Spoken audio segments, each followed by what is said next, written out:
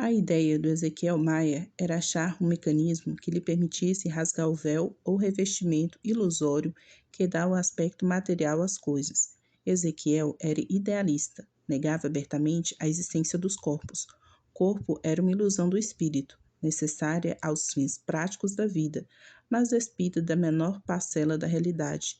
Em vão, os amigos lhe ofereciam finas viandas, mulheres deleitosas, e lhe pediam que negasse, se podia, a realidade de tão excelentes coisas. Ele lastimava, comendo a ilusão da comida, lastimava-se a si mesmo, quando tinha ante si os braços magníficos de uma senhora. Tudo concepção do espírito, nada era nada. Esse mesmo nome de Maia não tomou ele, senão como símbolo. Primitivamente chamava-se Nóbrega, mas achou que os hindus celebram uma deusa, mãe das ilusões, a que dão o nome de Maia, e tanto bastou para que trocasse por ele o apelido de família. A opinião dos amigos e parentes era que este homem tinha um juízo a juros naquele banco invisível, que nunca paga os juros e, quando pode, guarda o capital. Parece que sim. Parece também que ele não tocou de um salto o fundo do abismo, mas escorregando, indo de uma restauração da cabala para outra da astrologia à quiromancia, da quiromancia à charada, da charada ao espiritismo, do espiritismo ao niilismo idealista. Era inteligente e lido, formara-se em matemáticas e os professores dessa ciência diziam que ele o conhecia como gente. Depois de largo cogitar, achou Ezequiel meio, abstrair-se pelo nariz. Consistia em fincar os olhos na extremidade do nariz, à maneira do faqui, embotando a sensibilidade ao ponto de perder toda a consciência do mundo exterior.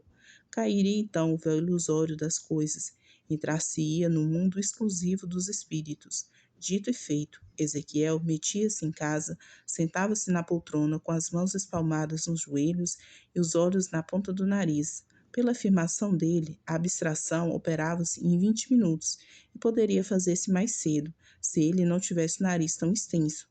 A inconveniência de um nariz comprido é que o olhar, desde que transpusesse uma certa linha, exercia mais facilmente a miserável função ilusória.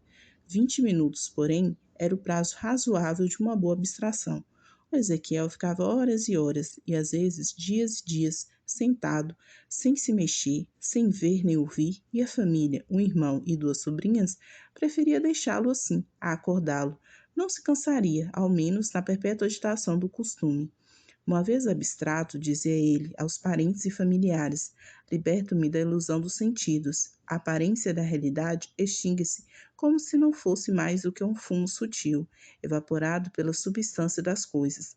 Não há então corpos intesto como os espíritos. Penetro-os, revolvo-os, congrego-me, transfundo-me neles. Não sonhaste na noite passada comigo, Micota? Sonhei, titio, mentia a sobrinha. Não era sonho, era eu mesmo que estava contigo. Por sinal que me pedias as festas e eu prometia-te um bonito chapéu enfeitado de plumas. Isso é verdade, acudia a sobrinha.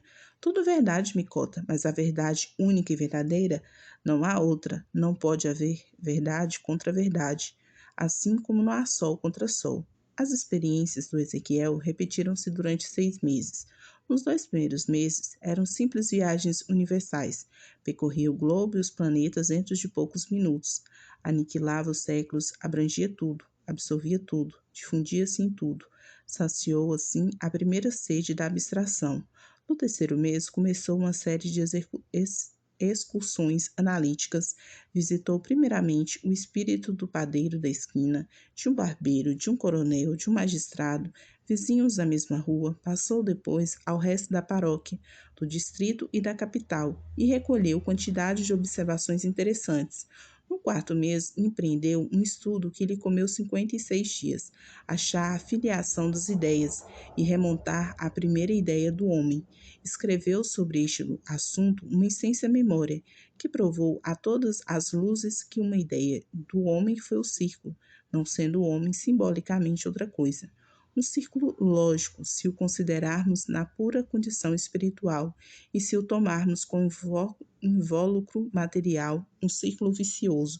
E exemplificava: as crianças brincam com arcos, fazem rodas umas nas outras, Os legisladores parlamentares sentam-se geralmente em círculo, e as constantes alterações do poder, que tanta gente condena, não são mais do que uma necessidade fisiológica e política de fazer circular os homens, que são a infância e decrepitude, senão as duas pontas ligadas desse círculo da vida? Tudo isso ladeado de trechos latinos, gregos e hebraicos, verdadeiro pesadelo, fruto indigesto de uma inteligência pervertida no sexto mês.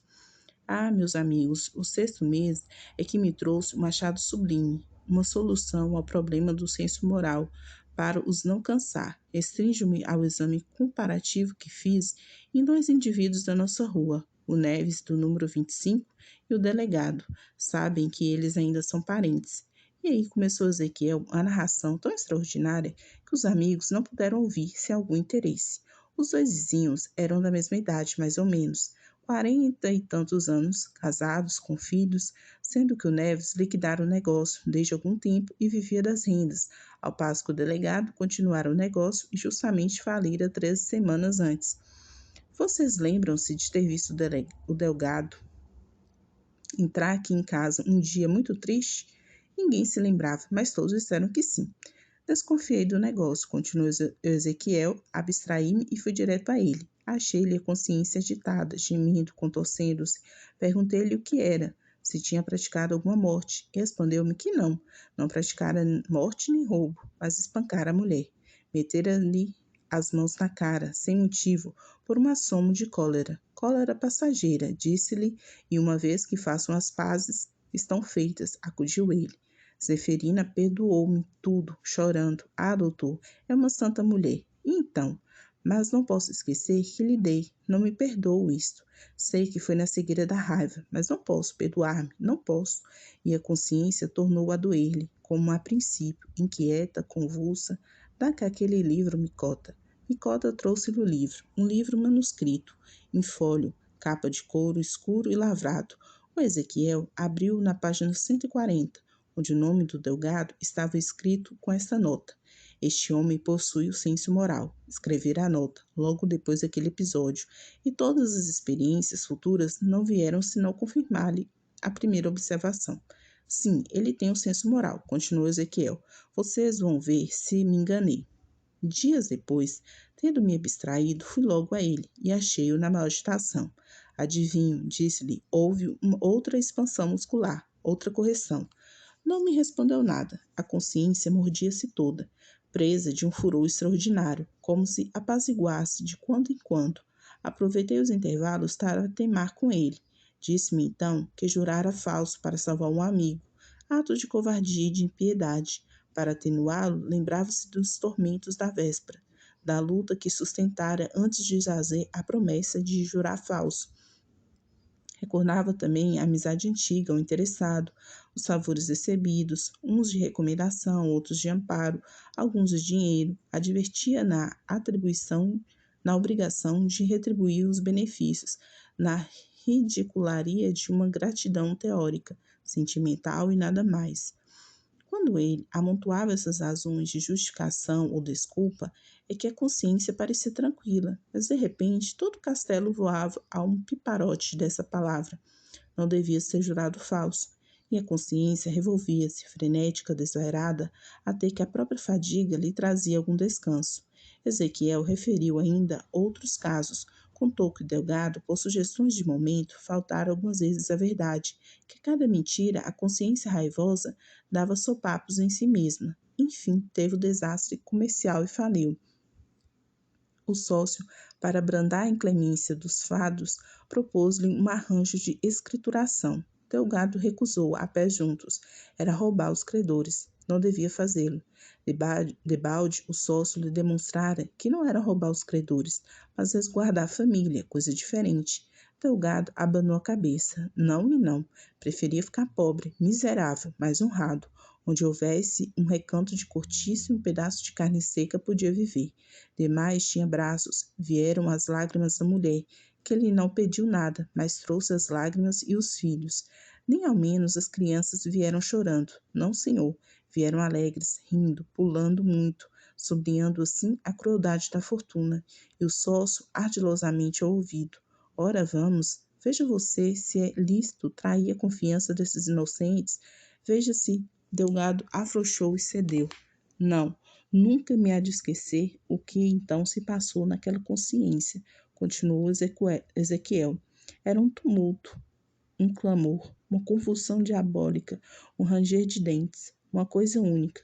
O Delgado não ficava quieto 3 minutos, ia de um lado para o outro, atônito, fugindo a si mesmo. Não dormiu nada a primeira noite. De manhã saiu para andar à toa. Pensou em matar-se. Chegou a entrar em uma casa de armas, a Rua dos Ourives, para comprar um revólver, mas advertiu que não tinha dinheiro e retirou-se. Quis deixar-se esmagar por um carro, quis enforcar-se com lenço. Não pensava no código. Por mais que o revolvesse, não achava lá a ideia da cadeia. Era o próprio delito que o atormentava. Ouvia vozes misteriosas que lhe davam o nome de falsário, de ladrão, e a consciência dizia-lhe que sim, que ele era um ladrão e um falsário. Às vezes pensavam em comprar um bilhete de Espanha, tirar sorte grande, convocar os credores, confessar tudo e pagar-lhes integralmente, com juro, um juro alto, muito alto, para puni-lo do crime. Mas a consciência replicava logo que era um sofisma, que os credores seriam pagos, é verdade, mas só os credores. O ato ficava intacto. Queima-se ele os livros e os dispersasse as cinzas ao vento. Era a mesma coisa, o crime subsistia. Assim passou 3 noites cruéis, até que no quarto dia de manhã resolveu ir ter com Neves e revelar-lhe tudo. Descanse, titio, disse-lhe uma das sobrinhas, assustada com o fulgor dos olhos de Ezequiel. Mas Ezequiel respondeu que não estava cansado e contaria o resto. O resto era estupendo. O Neves lia os jornais no terraço quando o Delgado lhe apareceu. A fisionomia daquele era tão bondosa, a palavra com que o saudou, anda cá, Juca, vinha tão impregnada da velha familiaridade que o Delgado esmoreceu. Sentou-se ao pé dele, acanhado, sem força para lhe dizer nem lhe pedir nada, um conselho, ou quando menos uma consolação. Em que língua narraria o delito que um homem cuja vida era um modelo, cujo nome era um exemplo, viveram juntos, sabia que a alma do Neves era como um céu imaculado, que só interrompia o azul para cravejá-lo de estrelas. Essas eram as boas palavras que ele costumava dizer aos amigos. Nenhuma ação que o desdourasse. Não espancara a mulher, não jurara falso, não emendara a escrituração, não mentiu, não enganou ninguém. Quem tem você? Perguntou Neves. Vou contar-lhe uma coisa grave, explodiu Delgado. Peço-lhe desde já que me perdoe. Perdoou-lhe tudo. O Neves, que a princípio ouvira com algum medo por ele ter lhe pedido perdão, depressa respirou, mas não deixou de reprovar a imprudência do Delgado. Realmente, onde tinha ele a cabeça para brincar assim com a cadeia, era negócio grave. Urgia abafá-lo. E todo esse caso está alerta e recordava-lhe o conceito em que sempre teve tal sócio. Você defendiu então, e aí tem a bela prenda, um maluco. O Delgado, que trazia o remorso, sentiu incutir-se-lhe o terror, e em vez de um remédio, levou 2 doenças. Justos céus, exclamou consigo Ezequiel, dar-se-á que este Neves não tenha o senso moral? Não deixais mais, esquadrinhou-lhe a vida. Talvez alguma ação do passado, alguma coisa. Nada, não achou nada. As reminiscências do Neves eram todas de uma vida regular, metódica, sem catástrofes, mas sem infrações. O Ezequiel estava atônito. Não podia conciliar tanta limpeza de costumes com a absoluta ausência de senso moral. A verdade, porém, é que o contraste existia. Ezequiel ainda advertiu na sutileza do fenômeno e na conveniência de verificá-lo bem. Dispôs-se a uma longa análise. Entrou a acompanhar o Neves a toda parte, em casa, na rua, no teatro, acordado, dormindo, de dia ou de noite. O resultado era sempre o mesmo. A notícia de uma atrocidade deixava-o interiormente impassível, e de uma indignidade também. Se assinava qualquer petição, e nunca recusou nenhuma, contra um ato impuro ou cruel, era por razão de conveniência pública, a mesma que o levava a pagar para a escola politécnica, embora não soubesse matemáticas. Gostava de ler romances e de ir ao teatro, mas não entendia certos lances e expressões, certos movimentos de indignação que atribuía a excessos de estilo. Ezequiel não lhe perdia os sonhos, que eram às vezes extraordinários. Este, por exemplo, sonhou que herdara as riquezas de um nababo, forjando ele mesmo um testamento e matando o testador. De manhã, ainda na cama, recordou todas as peripécias do sonho, com os olhos no teto, e soltou um suspiro. Um dia, um fâmulo do Neves, andando na rua, viu cair uma carteira do bolso de um homem que caminhava diante dele. Apanhou-a e guardou-a. De noite, porém, surgiu-lhe este caso de consciência. Se um caído era o mesmo que um achado, referiu o negócio ao Neves, que lhe perguntou, antes de tudo, se o homem vira cair a carteira sabendo que não, levantou os ombros, mas quando o Fâmulo fosse grande amigo dele, o Neves arrependeu-se do gesto e no dia seguinte encomendou-lhe a entrega da carteira. Eis as circunstâncias do caso. Indo de bonde, o condutor esqueceu-se de lhe pedir passagem. Neves, que sabia o valor do dinheiro, saboreou mentalmente esses R$ 200 caídos, mas advertiu que algum passageiro poderia ter notado a falta e, ostensivamente, por cima da cabeça de outros, deu a moeda ao condutor. Uma ideia tras outra. Neves lembrou-se de que alguém podia ter visto cair a carteira e apanhá-lo fâmulo. Foi a esta e compeliu a anunciar o achado. A consideração pública, Bernardo, disse ele, é a carteira que nunca se deve perder. Ezequiel notou que este adágio popular, ladrão que furta ladrão, tem 100 anos de perdão, estava incrustado na consciência do Neves e parecia ter inventado por ele. Foi o único sentimento de horror ao crime que ele achou, mas analisando-o descobriu que não era senão um sentimento de desforra contra o segundo roubado. O aplauso do logro, uma consolação no prejuízo, um antigosto do castigo que deve receber todo aquele que mete a mão na algibeira dos outros. Realmente, um tal contraste era de ensandecer ao homem mais ajuizado do universo. O Ezequiel fez essa mesma reflexão aos amigos e parentes.